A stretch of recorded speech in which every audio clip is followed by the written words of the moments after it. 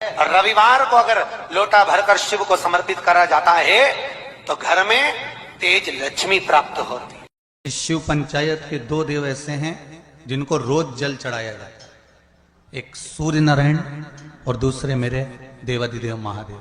दोनों पर जल रोज चढ़ता है प्रतिदिन। शिव पंचायत में गुड़, चावल, लाल फूल और लाल मिर्ची के 11 दाने पानी के कलश में तांबे के लोटे में लेकर हाथ को ऊंचा कर नेत्र, नासिका, वक्षस्थल के सम्मुख में जो सूर्य नारायण को अर्घ देता है, जल चढ़ाता है। पर जो सूर्य को अर्घ रविवार के दिन दे देता है, अगले रविवार तक पैसे की आवक आना प्रारंभ हो जाती है। जो आज तक फोन नहीं उठाता वो फोन। सूर्य नारायण भगवान को स्टील के लोटे से या चांदी के लोटे से या पीतल के लोटे से या प्लास्टिक के लोटे से या कांच के बर्तन से जल चढ़ाने से आयु छिन्न होती है।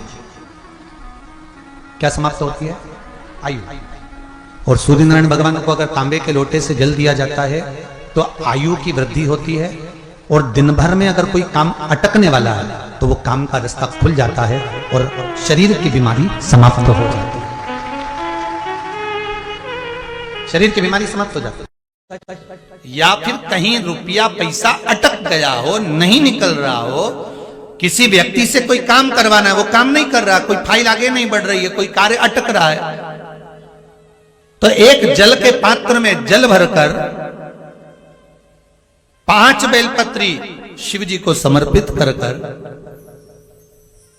कुंदकेश्वर महादेव का नाम लेकर एक सफेद पुष्प बेलपत्री के ऊपर जो शिव जी को चढ़ाई है उस पर समर्पित कर जल जो लेकर गए हो, अपनी उस कामना को कर कि मेरा ये कार्य अटक रहा है, ये कार्य नहीं हो रहा, कुंदकेश्वर महादेव का नाम लेकर धीरे धीरे जल की धार चढ़ाइए। और एक बात हमेशा याद रखना, फिर निवेदन कर रहे हैं, अच्छे से समझ लेना। शंकर जी पर जब जल चढ़ता है, शिव जी का जब अभिषेक होता है, शंकर जी पर जब जल चढ़ाया जाता है, दूध चढ़ाओ, जल चढ़ाओ, कुछ भी चढ़ाओ, पर एक बात का स्मरण अपने जीवन में होना कि इतने ऊपर से मत चढ़ाना कि जल चढ़े और छींटे आपके ऊपर। बहुत ध्यान दीजिएगा।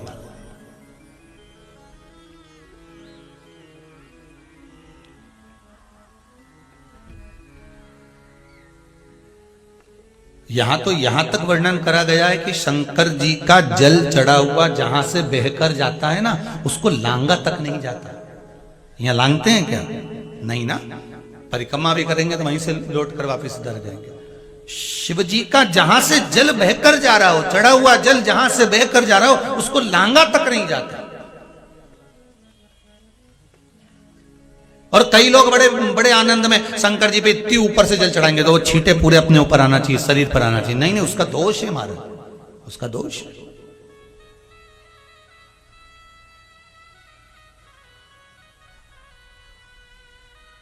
शिव जी को अगर आप जल चढ़ा रहे हो, जिससे आप भगवान को अगर जल चढ़ाओ, दूध चढ़ाओ, तो मान लो अगर जैसे एक सरल भाषा में समझ लो और अच्छे से कि जैसे ये शिवलिंग है शंकर जी का, ये शिवलिंग है और आप जल चढ़ा रहे हो, तो इतनी ऊपर से छोड़ोगे तो पानी का छींटा तो अपने ऊपर आएगा। पर वही जल, वही दूध, वही सामग्री आप शिवलिंग से थोड़ी सी दूरी बनाकर अगर आप समर्पित करेंगे तो बाबा उसको स्वीकार भी करता है और आनंद की अनुभूति भी होती है, कार्य में सिद्धता भी आती है,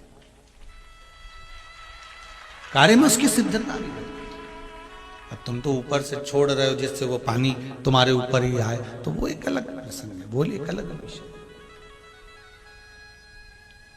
बहुत ध्यान देना महाराज, भगवान को कभी भी कोई भी सामग्री, जैसे भगवान के मंदिर में अगर फूल चढ़ाने जा रहे हो, भगवान के मंदिर में अगर पुष्प समर्पित करने जा रहे हो, तो फूल का मुख अपनी ओर नहीं होना चाहिए। फूल का मुख कहां पर होना चाहिए? जम के बोलो। पंचदेव पंचायत में सूर्य नारायण भगवान शंकर की पंचायत में हैं। पढ़ने में कमजोर है, विद्या में कमजोर है, रिजल्ट अच्छा नहीं आ रहा, पढ़ने में कमजोर है, वो पढ़े अपनी जगह पढ़े, वो कार्य करे अपनी जगह करे, मेहनत करे अपनी जगह करे। बच्चों को कह दो कि कुछ समय के लिए सूर्य को अर्घ देना चालू कर। सूर्य की किरण जहां पर ब्राह्मण या हिंदू धर्म का व्यक्ति मस्तक पर तिलक लगाता है, भुकुटियों के बीच में उस सूर्य की किरण इस भुकुटी के बीच पड़ना चाहिए, परंतु पानी कम से कम ना करते हुए स्लो मोशन में धीरे धीरे गिरना चाहिए, एकदम धीरे धीरे। तो यहां एक रेखा सूर्य की किरण से पड़ती है। कृष्ण पांडवों के साथ थे बोलो तो थे ना। भगवान कृष्ण अगर पांडवों के साथ थे, भगवान कृष्ण को मालूम था अभिमन्यु चक्रव्यूह में फंस चुका है, भगवान कृष्ण चाहते सुदर्शन उठा के अभिमन्यु को बचा सकते थे। भगवान कृष्ण चाहते तो अभिमन्यु की रक्षा कर सकते थे, भगवान कृष्ण चाहते तो अभिमन्यु को बचा सकते थे, अभिमन्यु की रक्षा कर सकते थे। जब अर्जुन, नकुल, सहदेव, भीम, युधिष्ठिर ये पांचों की रक्षा मेरे कृष्ण ने हर घड़ी, हर पल, हर क्षण करी, तो सुभद्रा का पुत्र है अभिमन्यु।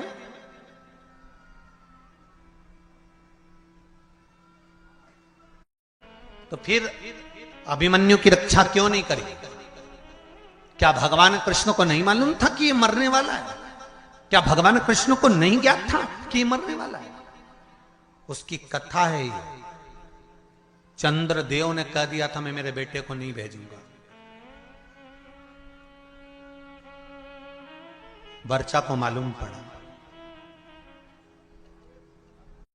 और वर्चा को मालूम पड़ा कि मेरे पिता चंद्रदेव ने मना कर दिया है जनहित के कार्य के लिए, देवहित के कार्य के लिए। क्यों? क्योंकि पुत्र का मोह नहीं छूट रहा, पुत्र आसक्ति नहीं छूट रही।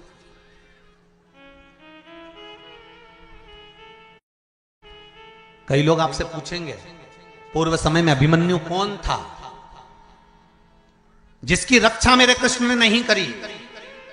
पांडवों की रक्षा करी पर अभिमन्यु की रक्षा नहीं करी। लोग आपसे प्रश्न करेंगे, आपको उत्तर देना पड़ेगा। घर के छोटे बच्चे पूछेंगे मम्मी चक्रव्यूह में अभिमन्यु पड़ा था, महाभारत देखकर कहेंगे जब भगवान कृष्ण पांडवों के साथ थे तो अभिमन्यु की रक्षा क्यों नहीं करी? तो आपको बताना पड़ेगा कि अभिमन्यु पूर्व समय में चंद्र का पुत्र वर्चा था और इसकी रक्षा क्यों नहीं करी, वो भी कथा वर्णन कर रही है। ये शिव पंचायत, शिव महापुराण में चरित्र आता है हमारा। अभिमन्यु का पूर्व का नाम था वर्चा, चंद्र का पुत्र। क्या कमी पड़ गई थी, क्यों नहीं करी? वर्चा को मालूम पड़ा कि मेरे पिता ने मुझे मना कर दिया, मेरे पिता ने कह दिया कि मृत्युलोक में मेरा पुत्र वर्चा नहीं जाएगा, क्योंकि पुत्र आसक्ति, पुत्र मोह, पुत्र का स्नेह बड़ा प्रबल होता का पूरा वंश डूब गया। अगर पुत्र मोह में धृतराष्ट्र नहीं पड़ता ना तो बच जाता पूरा परिवार, पूरा परिवार बच जाता। पर माताओं और